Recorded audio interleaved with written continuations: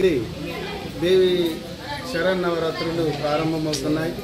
ఇట్టి కార్యక్రమంలో మా హౌసింగ్ బోర్డు వాసులందరూ కూడా దాదాపు 500-600 ఇండ్లు ఉంటాయి. ప్రతి ఇంటి నుండి కూడా మహిళలు ఈ కార్యక్రమంలో పాల్గొని దానిని విజయవంతం చేస్తారు.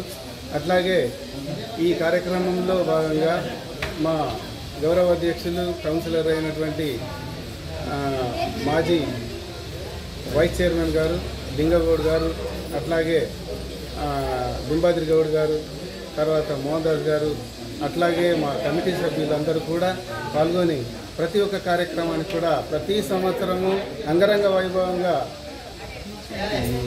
చాలా జయప్రదంగా నిర్వహిస్తాం. ఇటు కార్యక్రమంలో ప్రతి ఇంటి నుండి కూడా మహిళలు ఇచ్చేసి ఈ కార్యక్రమాలన్నింటి కూడా పాల్గొంటారు. కుంకుమ పూజ కానివ్వండి, అట్లాగే నోట్ల అలంకరణ కానివ్వండి, అట్లాగే పుష్పాలంకరణ కానివ్వండి, ప్రతి ఈ 9 రోజులలో కూడా మేము అన్నసత్రం కూడా చేస్తాము.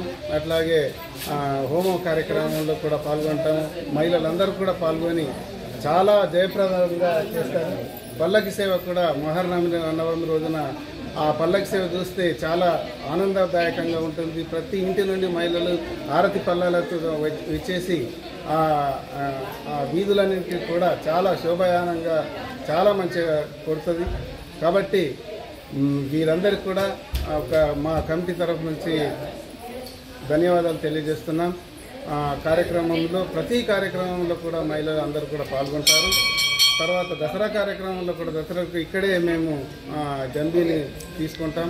ఆ కార్యక్రమం కూడా ప్రతి ఇంటి నుండి ఇక్కడ మహిళ ఈ గుడి ప్రాంగణం నుంచి వచ్చేసి దానికి కూడా జయప్రదం చేస్తారు. వీరందరికీ కూడా మా గౌరవ అధ్యక్షులకు కూడా మా కమిటీ సభ్యులకు కూడా మహిళలందరికీ కూడా ధన్యవాదాలు తెలియజేస్తూ సెలవు తీసుకుంటాం.